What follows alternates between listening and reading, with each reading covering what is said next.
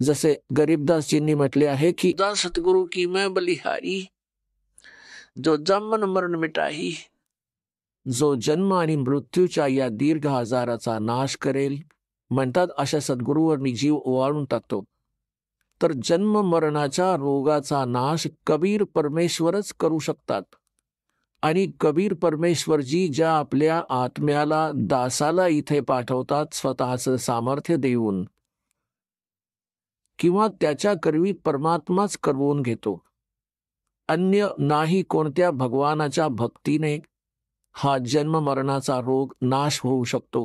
जर आपण श्रीराम श्रीकृष्ण अर्थात विष्णूजी यांची पूजा करून इच्छिले की आपल्या जन्म मरणाचा रोग संपावा, तर हेच नाशवान यांचा स्वतःचा जन्म मृत्यू होतो.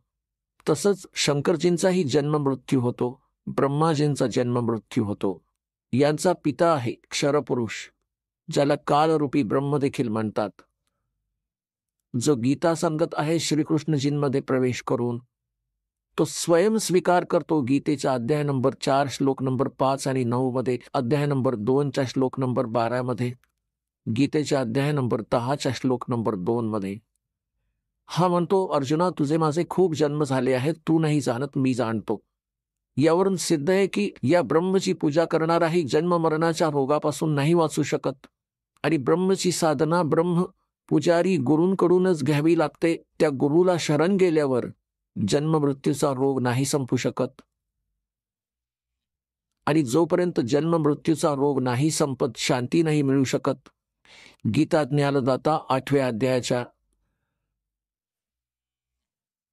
3ऱ्या श्लोकात म्हणतात की अर्जुना तो परमक्षर ब्रह्म आहे. अर्जुनाने 8व्या अध्यायाच्या प्रथम श्लोकात विचारलं की हे भगवंत, आपण जे गीताजीच्या 7व्या अध्यायाच्या 29व्या श्लोकाच्या जगत ब्रह्मच्या विषयात म्हटले आहे की ते जाणल्यानंतर प्राणी केवळ इथून जरा मरणाच्या फेऱ्यातून सुटण्याचा प्रयत्न करतो.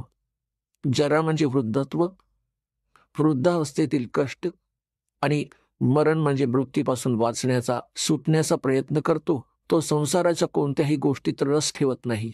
तर 8व्या अध्यायाच्या प्रथम श्लोकात विचारलंय की किम तद्ब्रह्म. गीता ज्ञानदात्याने 8व्या अध्यायाच्या 3ऱ्या श्लोकात म्हटलंय की तो परमक्षर ब्रह्म आहे. मग 8व्या अध्यायाच्या 5व्या आणि 7व्या श्लोकात तर स्वतःबद्दल सांगितले आहे गीता ज्ञानदाता की अर्जुन, तू माझ्यात मताप्रमाणे राहा, माझ्यावर आश्रित हो, माझी भक्ती कर आणि युद्धही कर, तर मलाच प्राप्त होशील. तर याने स्वतःची भक्ती करण्यास सांगितले आहे, म्हणजे मला प्राप्त करशील. शांती नाही होऊ शकत, युद्ध तर करावंच लागेल. 8व्या अध्यायाच्या 8, 9, 10 मध्ये म्हटलंय की परमक्षर ब्रह्मची साधना करणारा प्राणी त्याच्याकडे जातो. 15व्या अध्यायाच्या 1 पासून 4 पर्यंत म्हटलंय की तत्वदर्शी संताची ओळख सांगितली आहे. आणि त्यानंतर तो तत्वदर्शी संत मिळेल, सद्गुरू मिळेल, आणि मग परमेश्वराच्या त्या परमपदाचा शोध घेतला पाहिजे, जिथे गेल्यानंतर साधक परतून कधीच परत या संसारात येत नाहीत. 18व्या अध्यायाच्या 62व्या आणि 66व्या श्लोकात म्हटलंय की अर्जुन, तू सर्व भावाने त्या परमेश्वराला शरण जा, तर परमक्षर ब्रह्मला शरण जा. त्याच्याच कृपेने तू परमशांती आणि सनातन परमधामाला प्राप्त होशील.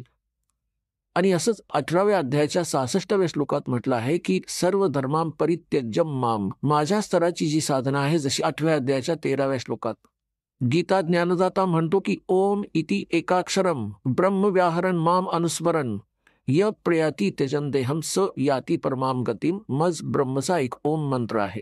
आणि ओममुळे मिळणारी जी परमगती आहे तिला तोच प्राप्त करू शकतो जो अंतिम श्वासापर्यंत ओमचाच जप करत शरीर त्यागून जातो. तर त्याला कोणती गती मिळते? ब्रह्मलोक प्राप्ती होते, कारण ब्रह्मचा मंत्र ओम आहे. 8व्या अध्यायाच्या 16व्या श्लोकात गीताजीत म्हटलं आहे की अर्जुना, हा ब्रह्मलोक सर्व पुनरावृत्तीमध्ये आहे. तिथे गेलेले प्राणी परत जन्म मरणाच्या फेऱ्यात अडकतात. आणि त्या परमक्षर ब्रह्मच्या भक्तीसाठी 17व्या अध्यायाच्या 23व्या श्लोकात गीताजीमध्ये म्हटलं आहे की ओम तत्सत इति निर्देश ब्रह्मणे त्रिविधः स्मृतः ब्राह्मणः तेन वेदाच यज्ञाच विहितः पुरा. सच्चिदानंद घनब्रह्मला प्राप्त करण्यासाठी 3 मंत्रांचा निर्देश आहे. ओम तत्सत. ओम हा ब्रह्मचा आहे, तत् हा अक्षर पुरुषाचा आहे, गीताजीच्या अध्याय नंबर 15च्या 16 आणि 17 मध्ये 3 पुरुष आहेत, एक क्षरपुरुष, एक अक्षर पुरुष, एक परमक्षर पुरुष. जो परमक्षर पुरुष आहे तो सर्वश्रेष्ठ आहे आणि तोच वास्तविक अविनाशी आहे. अन्य क्षरपुरुष आणि अक्षर पुरुष यांना नाशवंत सांगितले आहे. त्यांच्या लोकात जेवढे प्राणी आहेत तेही नाशवंत आहेत, तर त्यांच्या भक्तीने तर मोक्ष मिळूच नाही शकत.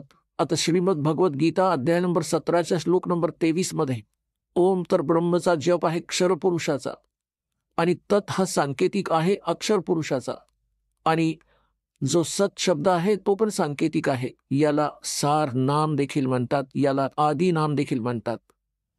तो आहे परमक्षर ब्रह्मचा. तर या तीनही अक्षरांच्या मजदुरीने, या तीनही मंत्रांच्या साधनेने आपण भगवान प्राप्त करू शकतो, तो मोक्ष स्थळ प्राप्त करू शकतो, ते सुख प्राप्त करू शकतो, ज्याबद्दल वर्णन केले गेले आहे. आपण ऐकत होता जगद्गुरु तत्वदर्शी संत रामपालजी महाराज यांचे मंगल प्रवचन, ज्यांच्या शुभ आशीर्वादाने संपूर्ण विश्वामध्ये 500 पेक्षा जास्त नामदीक्षा केंद्र आहेत, जिथे निशुल्क नामदीक्षा दिली जाते. निशुल्क नामदीक्षा प्राप्त करण्यासाठी आणि अधिक माहितीसाठी संपर्क करा 7030303951 7030303952. अद्वितीय आध्यात्मिक ज्ञान वाचण्यासाठी, पाहण्यासाठी आणि ऐकण्यासाठी संत रामपालजी महाराज ॲप अवश्य डाउनलोड करा किंवा आमची वेबसाईट www.jagadgururampalji.org वर विजिट करा. आम्हाला सोशल मीडियावर फॉलो करा.